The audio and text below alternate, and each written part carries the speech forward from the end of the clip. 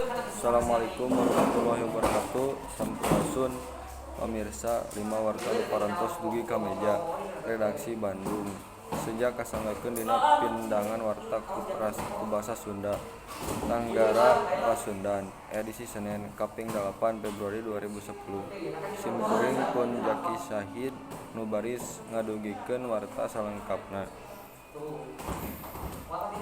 Mangpuluh mahasiswa anu kabeungkeut dina Pergerakan Mahasiswa Islam Indonesia atawa PMII Kabupaten Bandung kamari ngajorag gedung Kapolda Jabar.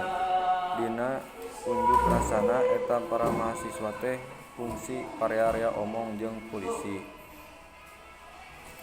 Eta nu daremo teh ngagegegakan buruan Polda Jabar.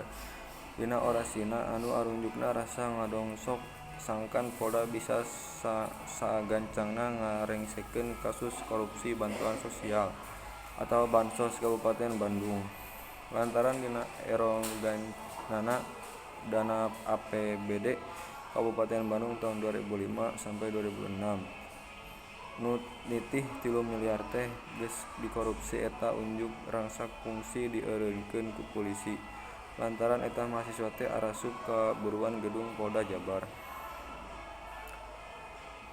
Basa para mahasiswa rek nuluykeun deui orasina. Pihak polisi langsung ngeureunkeun eta unjuk rasa.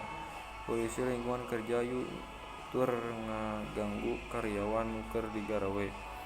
Lian ti eta aparat ge meredih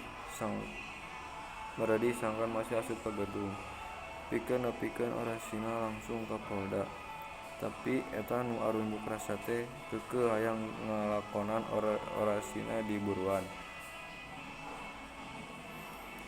Antukna mah eta polisi teh langsung nyokot mikrofon nu dipakekeun mahasiswa. Nya ti dinya antara nu arunjuk rasa jeung polisi teh jadi saheung silihengan.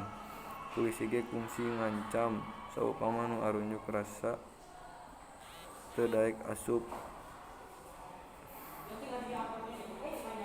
nepungan ka Polda. Unjuk rasa baris dibubarkeun antukna mah eta nu arunjuk rasa teh daek asup ka gedung pikeun nepikeun pangdongsokna.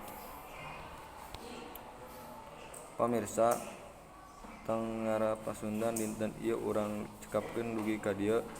Aya saur ti sepuh urang di nu kiwari ngacik nu bihari seja ayeuna sampeureun jaga mugia janten nyupaneun kanggo urang sadaya.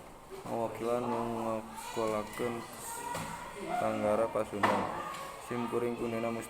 Simkuring Jaki Syahid Suja amit mundur. Wassalamualaikum warahmatullahi wabarakatuh. Urip Sunda.